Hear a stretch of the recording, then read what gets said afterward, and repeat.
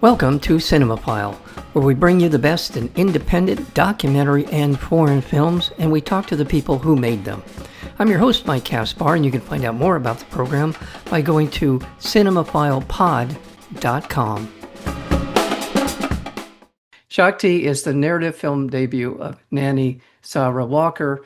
It's a story of a single mother. Durga enrolls her daughter, Lila, in a private painting class in order to keep her out of trouble. What comes from that is the heart and soul of this film. There's so much to be gleaned from what is, in some ways, a simple story to start with, but becomes more and more complex as the film goes forward. We're joined today by the director, writer, and I believe editor, one of the editors of this film, Nani Sahra Walker. Nani, welcome to Cinemophile. Thank you, Mike. Thanks for having me. I thoroughly enjoyed the film on so many different levels. It is a story that is engaging. It pulls you into the particular story of Durga and how she is navigating life as a single mother, essentially a single mother. Lila is beautifully played by this young actress that we see in the film, and so much more. Tell me a little bit about the inspiration behind the film. Well, the film was written during the pandemic, and I had really wanted to kind of show Kathmandu, place that I was born in and moved away from as a child, kind of in all its layered and kind of contradictory and complex ways that it really is. And I think a lot of kind of the imagination of Nepal is rested in the mountains and, kind of the mysteries of the Himalayas. But there's a kind of complex reality happening in the cities there. It's a developing city in the global south. And really, for me, it's centered around this mother and daughter and this family that is somewhat atypical. I mean, most South Asian families expect there to be a man in the house and, for that man to kind of run the house and run the show. And so I wanted to show this family that is different. And I think there are a lot of families like this, but really just to take this kind of intimate story of a family and to see the tenderness despite all of the challenges and traumas and difficulties that they face, the incredible kind of bond, resilience, and the tenderness that they build as a family. All of those things really come across in the film, and you introduce a lot of elements in very, as I said to you before we got started, very understated ways. The fact that the father is, I assume an American. I'm gonna guess an American, and he's out of the picture, but he's there sort of as a voice on a phone calls back home. And so really what you see is a single mother really trying to navigate a lot of different challenges in her life and in bringing up her daughter. And another thing, the caste system kind of looms over this story, kind of provides kind of the ether for this story. And there are a number of other things that are introduced, but for me, watching the film, just how subtle it is. And I really want to underscore that because I think by the end of the film, it really lends a lot more power as the film moves towards its conclusion. Is that a fair description? Yeah, I think so. I mean, I think it is this very present, but somehow under the surface reality, right? Nobody will, outright talk about it. And of course, the certain questions of, well, what's your caste? And when several characters ask that question, and also when, a lot of those conversations are happening behind their backs, those are very real. But it is all somehow under the surface. And so it's bubbling there. It's very present. It really does shape their lives, how they're seen, how they're perceived, and the amount of justice that they may be able to pursue or not. And yet, there's not a lot of talk about it. I mean, whether it's in the South Asian communities, in Nepal, in India, or in the diaspora, there's just not a lot of people talking about the caste system, which is still very prevalent. When I was growing up, I knew that there was a caste system in India. That was what we were taught in school. I didn't realize that it was part of the region, if you will. And I don't know to the extent I'm overstepping my knowledge of the area of this part of the world, but is this something that is, in fact, it's not just a something that I know of from India. It's other parts of this. Yeah, it's the whole South Asian region, you know, and not just that region, but then wherever people of South Asian descent travel, unfortunately, they take on those beliefs to places like the US and the UK and just every, you know, every place in this world where people travel because we take our cultures with us. And I think so many times that has been justified as a part of cultural belief and or denied completely. But you know, when you see it, and I see it, I mean, I live in the U.S. and ever since I was young, I have a Western last name. My last name is Walker, and people always the first thing they ask you, even before they ask your name, is what is your caste? And I wanted to really show that to an audience and show that to people, like what does that look like? And when people see it, they're really taken aback, just as I've been sharing the film in festivals. Like, is this really happening? Is this true? And I'm like, absolutely. It's happening. And it's happening every day, right here in the US as well. But obviously, it's been happening for 3,000 years in India and Nepal and, you know, places that we've migrated from. Again, unaware of that. All I knew was what I just described to you was something I learned in grade school, that's specific to India as far as I knew. And thank you. I mean, thank you for sort of enlightening me about this, as well as enlightening a lot of people who I think will have a very similar reaction that I that I'm having to that. And at the beginning of the film, there's a mention of her being from the lower class and spoken in her presence. Mhm. And so it gives you a sense of just how pervasive and how kind of um, built in it is to the way people interact. In light of all of that, what we see in this character of Durga is a dawning realization that it doesn't have to be this way. It shouldn't be this way. Whatever there's a certain she has the wherewithal, the courage, if you will, to live her life in a way that she chooses, and not necessarily being dictated by that. And she's a beautiful character. I mean, I thought she's fantastic character because she's understated, but in very powerful ways, she's not. Miss Oxby Durga. Bardawa, terrific performance, absolutely stunning. Her look in the film, in terms of her ability to convey what she needs to in her face, is a very important part of the film. Just for people who are going to see this film, Shakti, that they should know that that matters.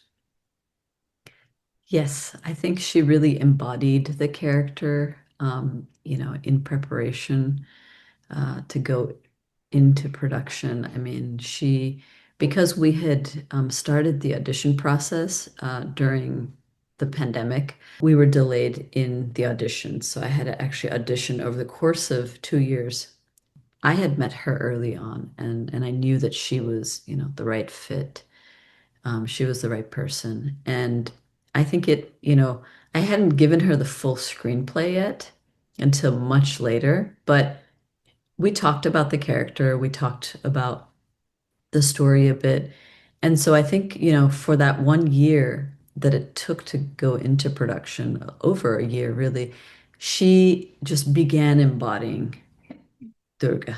And I feel like the weight of that really does come through.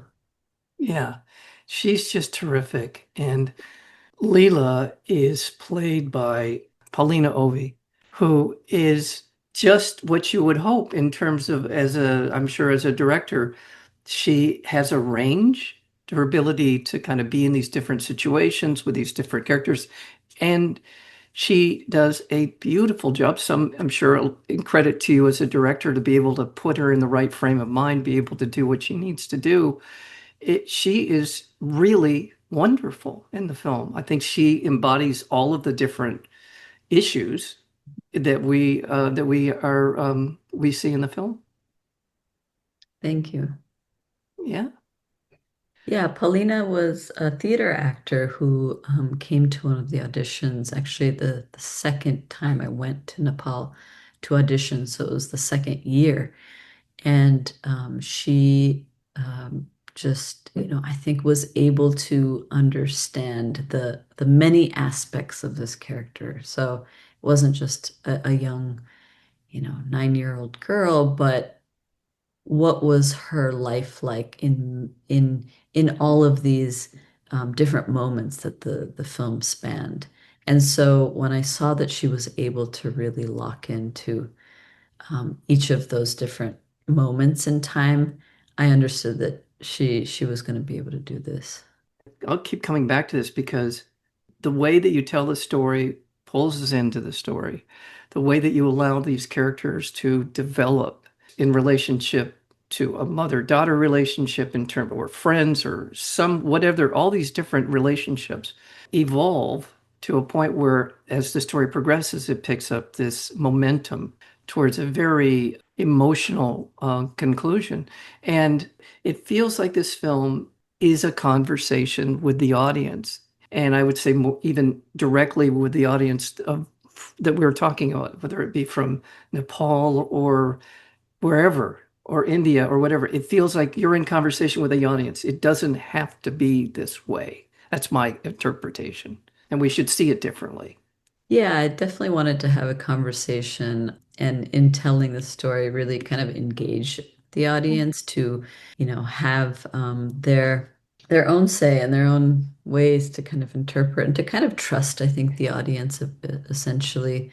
In a way, like, I think we have these ideas and structural elements of a screenplay, but then I wanted to experiment with how much can we bring the audience into the storytelling and the kind of myth making. And what does that myth making mean when we write something as a writer and director, make something, but then also hand it over to an audience to kind of make it their own as well? And how can that line be in a way crossed? I think having come from documentary, I'm working with, fiction and nonfiction. I mean, this is actually my narrative debut, but always asking that question of, what is fiction and what is kind of reality, and how are those lines blurred? And I think that was kind of a big question for me and something I wanted to explore with this film, just in terms of approach. Without giving, and if I am, please tell me, giving too much away. The last scene we see of Durga is, to me, the embodiment of what I'm talking about. And I thought, she's looking at us. And I thought that that was just, it was very powerful. It was very, very powerful. It Thank certainly you. had an effect on me. Great. Yeah, I mean, I think, that's the moment where also I feel like, in terms of what we do with our stories and with telling stories in a sense, like I feel like the biggest danger is apathy and indifference. And there's so many, things happening in the world. And in a way, it's easy to kind of shut the door and say, you know what, I can't handle this, or I don't want to look at that. But I think for me, it's like engaging with the world means really confronting and looking and yeah, participating and deciding how do we want to participate in the world we live in, and how do we want to show up. And so this is an invitation to come and show up. It is. It definitely is. Just want to let people know that Shakti is opening on May 22nd here in the United States. We're going to be going digital in the US and the UK on Amazon. Okay, so, and that is the 22nd. Is that Yes. correct? I'm thrilled for you. This is a terrific, powerful debut feature film, and I urge everyone to check this out for a lot of great reasons, and not the least of which it will leave an impression with you. I think it really does leave you with not only the story and the performances and the way it was shot. It looks a beautiful look to it, but also what it's about, and we talk about the empowerment of women, and this is something that, we have a long, long, long ways to go. And this is an example of something that may not be on our radar, may not be on your radar or anyone else's radar, but it's now that it's on, yeah, congratulations on your work here. Really appreciate it.